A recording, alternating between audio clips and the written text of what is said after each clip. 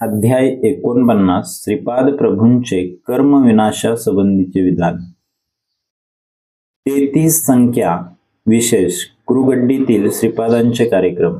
श्रीपाद प्रभू एकदा म्हणाले, शंकर भट्टा, आपण ज्याचे अनुष्ठान करतो ती अग्निविद्या आहे।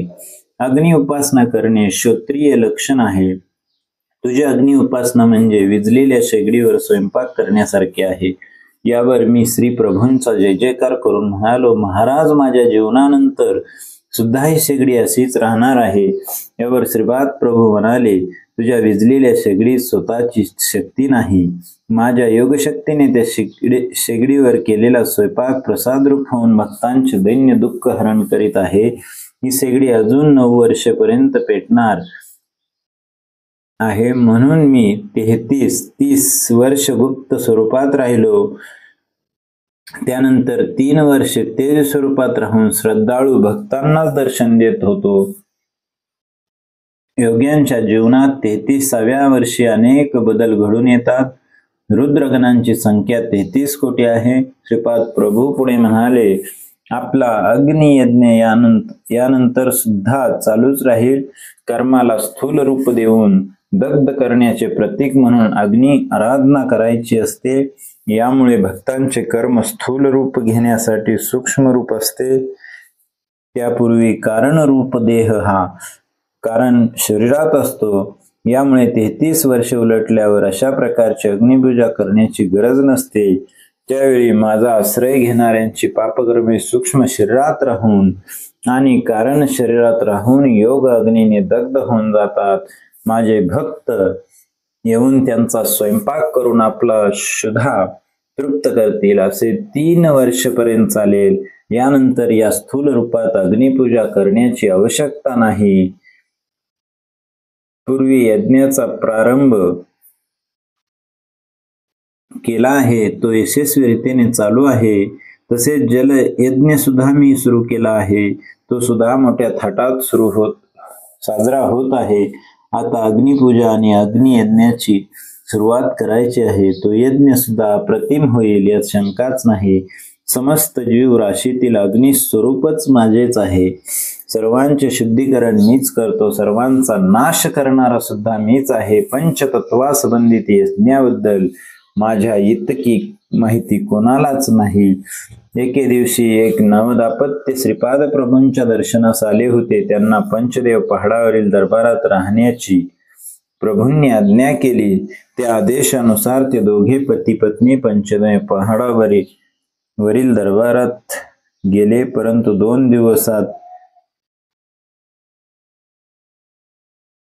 दिवसातच तो युवक गतप्राण झाला। या अकस्मात मृत्यूने ती नववधू अत्यंत घाबरून गेली। ती म्हणाली, प्रभू आपल्या भक्तांचे रक्षण करतात आणि त्यांची कृपादृष्टी सर्वांवर असते असे ऐकले होते, परंतु आज तर हे अघटितच झाले। ती दुःखाने रडू लागली।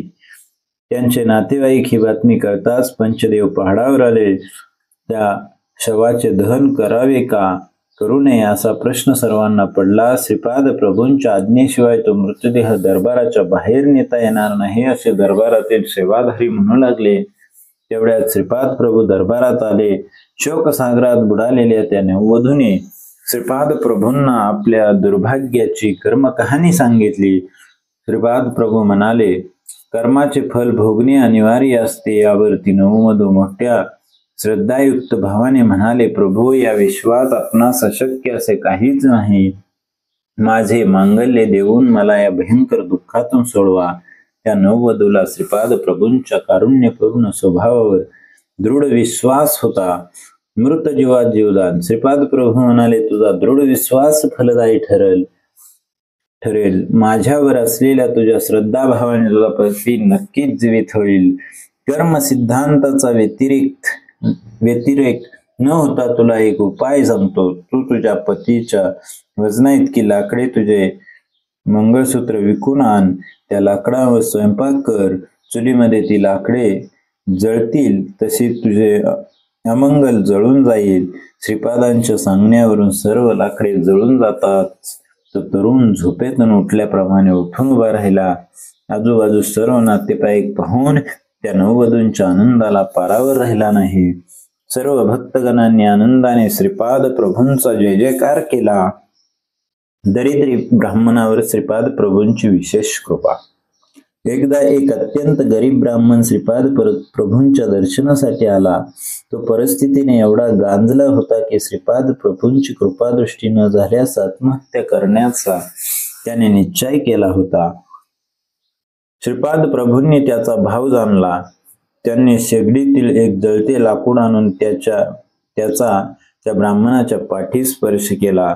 त्या जळत्या कोलिताने ब्राह्मणाची पाठ भाजली व त्या वेदना बऱ्याच वेळ होत्या. श्रीपाद प्रभू म्हणाले, अरे ब्राह्मणा, तू आत्महत्या करण्यास सिद्ध झाला होतास. मी तुझी उपेक्षा केली असती तर तू खरोखरी आत्महत्या केली असतीस. त्या आत्महत्येच्या संबंधित सर्व पापकर्माची स्पंदने या जळत्या लाकडाच्या स्पर्शाने नष्ट झाली.